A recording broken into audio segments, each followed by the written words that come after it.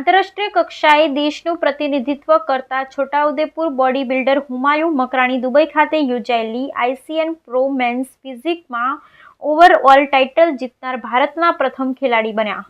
કોઈપણ વ્યક્તિ તેનું લક્ષ્ય ચોક્કસ પ્રાપ્ત કરી શકે છે, બસ જરૂર છે સતત પ્રયત્ન અને દ્રઢ મનોબળની। આવી જ વાત છે છોટાઉદેપુરના યુવા બોડી બિલ્ડર સઈદ અલી ઉર્ફે હુમાયુ મકરાણીની।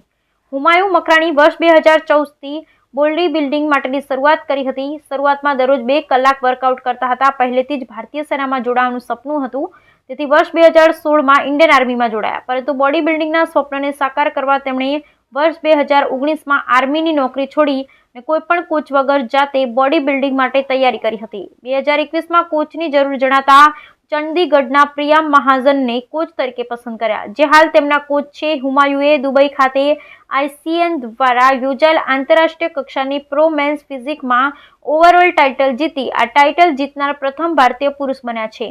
હવે આવનારા સમયમાં ઓસ્ટ્રેલિયા ખાતે સ્પર્ધામાં ભાગ લેશે। હુમાયુ મકરાણીએ જણાવ્યું કે આ ફિલ્ડ સખત મહેનત માંગી લે છે। હું 2014થી બોડી બિલ્ડિંગ સાથે જોડાયેલો છું। મેં જિલ્લા, રાજ્ય, રાષ્ટ્રીય ઉપરાંત તાજેતરમાં આંતરરાષ્ટ્રીય કક્ષાએ દેશનું પ્રતિનિધિત્વ કર્યું છે। યુવાનોને સંદેશ આપતા તેમણે ઉમેર્યું કે દરેક વ્યક્તિએ દરરોજ ઓછામાં ઓછી 1 કલાક સ્વાસ્થ્ય માટે ફાળવવી જોઈએ તથા પોતાનું ડાયટ જાળવવું જોઈએ। જીવનમાં ઉતાર ચઢાવ તો આવ્યા કરે, પરંતુ સતત પ્રયત્નશીલ રહેવું જોઈએ। તેમણે યુવાનોને ખોટા રસ્તે ન જવા અપીલ કરી હતી। Hi, this is Saeed Ali, your ICN man physics UAE pro show winner.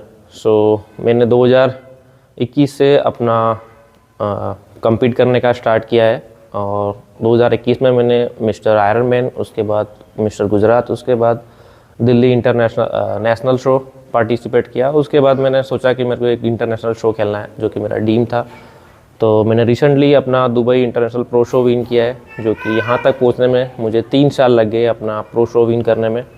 सो जितने भी अपकमिंग लोग आ रहे हैं और जितने भी यहाँ के छोटाउदेपुर के लोग कम्पीट करने वाले हैं अपकमिंग शो में, आईसीएन में, गोवा में, उन सबको मेरा यही मैसेज है कि वो अपना consistency, diet, workout and hard work करते रहें। और जितने भी लोग यंग हैं वर्कआउट कर रहे हैं उनको भी मेरा यही मैसेज है कि एटलीस्ट अपना 1 घंटा सेहत के लिए निकालें, अपना वर्कआउट करें, डाइट पर फोकस करें और अपना हेल्थ अच्छा रखें। Thank you.